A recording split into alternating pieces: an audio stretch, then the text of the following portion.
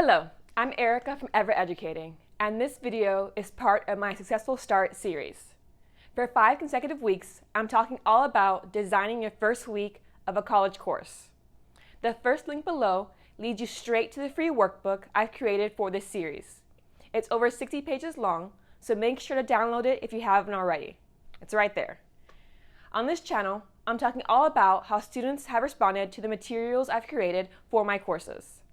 In my related blog post, I provided examples of those materials, and in the workbook, I lead you step by step through the materials and creating them for your own classes. Even if you're not watching this video during the 5 weeks it's live, you can still download the workbook by clicking the link below. All the links to the materials related to the series can be found inside of the notebook. With all that said, let's get started.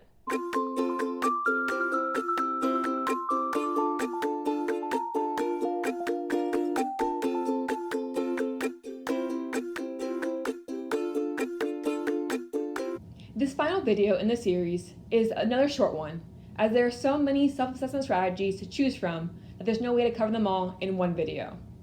So rather than trying to do so, I thought I'd focus instead on particular approaches that have really worked well with my own students in the classroom. If you'd like more general ideas about how to assess class activities, I have a whole blog post linked below about that topic. But for the first week, there are 2 things you might want to assess in your students. First, you can ask them questions about why they decided to take your class, what they're interested in learning in it, and what questions or concerns they now have having gone over the syllabus, schedule, and potentially the major assignment sheets. In my writing courses, I often have students tell me they expected to be learning about grammar, about writing literary analysis papers, or research papers. When they find out we do none of that in the class, they're usually pretty happy that their expectations will be met in that particular way. But I do have some students who say, I would rather have that 5-paragraph essay constantly rather than having me learn something new. So since the students put their names on these assessment sheets, I do take notes in my digital teaching journal and kind of write down, okay, this student thought this, let me know that in advance. So in this type of assessment, you can also ask students about their perceptions of themselves. So do they see themselves as writers or avid readers? How likely are they to read, write, research, or do something else related to your class without being asked to by an instructor? These types of questions can really get into the second aspect of assessment design, where you ask them about their prior experience with various topics or texts or activities related to your classroom. So you can ask them about classes they've taken outside of your own that relates back to yours. You can ask about their current opinions on related topics or text. And that's what I did in my Gender and the Humanities class this past year. In it, the focus is on talking about gender-related topics connected to literature and representations of gender in literature. So I definitely wanted to know about my students' thoughts about gender before I started teaching the course.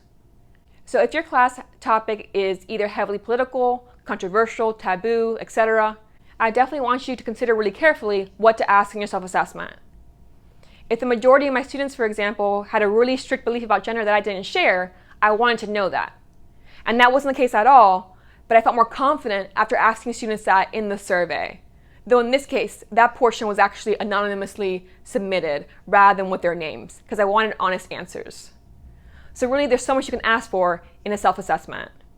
And there's also taking that additional step of having them put their knowledge or their ideas into practical use. I go over that in the workbook in quite a bit of detail, so I won't do so here. But I'll just remind you that you really want to consider how much time you actually have to complete the self-assessment. And with that final note, we've reached the end of this 5-part series on designing your first week of class. If you feel like you've gotten anything useful or beneficial from this series, I would really appreciate you clicking the like button below and letting me know. And if you have someone in your life who you think would benefit from it as well, go ahead and share either this video series, the blog post, or the link to the workbook so they can download it for themselves as well. I have one quick final bonus video going up tomorrow at 9 a.m. Eastern Daylight Time, and that's all about the course I'm currently launching about a digital teaching journal. The course itself is currently on a discount because I just launched it, but that discount will end on Sunday night at midnight. So just to be clear, 11:59 p.m. Sunday Eastern Daylight Time. If you're interested, I have a link to the course below, and in it you can see all the information that is covered on that sales page, as well as a free preview video inside the course itself. Tomorrow I'll just be answering questions I've received throughout the past month and a half about my course. Finally, if you want to keep receiving information about teaching-related activities, ideas, resources, and tools, I suggest clicking subscribe below if you haven't already, so you can be notified when my next videos go up. I post videos on Fridays. I look forward to seeing you in the future.